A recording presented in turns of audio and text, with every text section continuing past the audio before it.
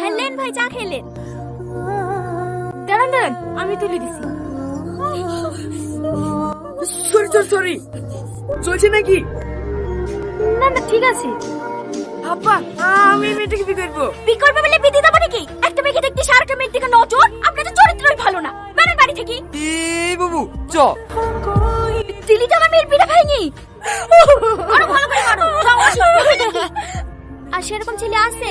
ছেলে থাকবে না কেন? ওর থেকে কত ভালো ছেলে আছে। সমস্যা তো হচ্ছে আপনার সৎ মেয়ের লেগে। পাতে অনেক লোক বিয়ে ভেঙে দিছে, বলছে বড় মেয়েকে রেখে ছোট মেয়ের বিয়ে দিছে। তাকে না আপনাকে বড় মেয়েটার বিয়ে দেন। ওর বিয়ে দেবো কি করে? ও বিয়ে হয়ে শ্বশুর বাড়ি চলে গেলে বাড়ি কাজগুলো কে করবে? আরে বুঝতে পারলেন না ভাবি, ভাইরে বিয়ে দেওয়ার কথা বলছে নাকি? আপনাদের বাড়ি কাজের ছেলেটার সাথে বিয়ে দিতেন না? এই গ্রামে থাকবে, আপনার বাড়িতে কাজ করবে, দুবেলা দুটো দুজনকে খেতে দেবেন, তাহলে হয়ে যাবে। কথাটা তো তুমি খারাপ বলনি। এই টনি, হ্যাঁ বলেন খালামা। যা পাঞ্জাবি পরে আইগা। কেন খালামা? আমার মেয়ের সাথে তোর বিয়ে দেবো। আপনার মেয়ের সাথে? চুপ, আমার মেয়ের সাথে না, সৎ মেয়ের সাথে।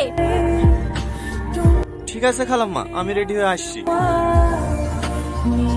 হে লাও, খাবারটা খেয়ে লাও। আমি জানি আমার সাথে বিয়ে হয়েছে বলি তুমি মন খারাপ করে কিচ্ছু খাওনি। আমি বুঝতে পেরেছি তোমার আমাকে একটুও পছন্দ না, কিন্তু আমি যদি বিয়েটা না করতাম তাহলে তো আমার থেকে কোনো খারাপ ছেলের সঙ্গে তোমার বিয়ে দিয়ে দিত।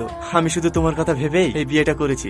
খেয়ে শুই পড়ো, ভয় পেও না। আমি কোনোদিনও স্বামীর অধিকার নিয়ে তোমার সামনে এসে দাঁড়াবো না, এইটুকু বিশ্বাস করতে পারো।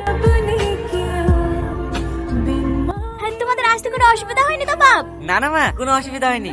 আর আস্তে আস্তে ভেঙে ফেলবা নাকি? ঠিক আছে ভাই। এই ভাই কাকে বলছি? সাহেব বলবি। ঠিক আছে সাহেব। হ্যাঁ, বিয়ের পরে প্রথম শ্বশুর বাড়ি আসলা, আর যতই কাজ থাক এক সপ্তাহ নিচে কিন্তু বাড়ি যেতে দেবো না বাপ। না না মা, কতদিন থাকতে পারবো না।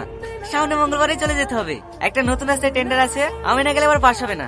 তুমি জানো মা, তোমার জামাই সব থেকে বড় কন্ট্রাক্টর। তোমার জামাইয়ের আন্ডারে 200-এরও বেশি লোক কাজ করে। তোমার জামাইয়ের ওখানে বিশাল সম্মান, স্যার ছাড়া কথাই বলে না। আর আমাদের অশিক্ষিত গুলো আছে, কাকে কি বলি সম্মান দেয় সেটাই জানেন। সালমা, এই সালমা। হ্যাঁ বলেন মা। এখনো উঠোন ঝাড়তেছি, থালারি গুলো পড়ে আছে। চা টিপ সিদ্ধ করিসনি, জামাইকে খেতে দিতে হবে না? মা, শরীরটা একটু খারাপ তো, তাই আসতে একটু লেট হয়ে গেছে।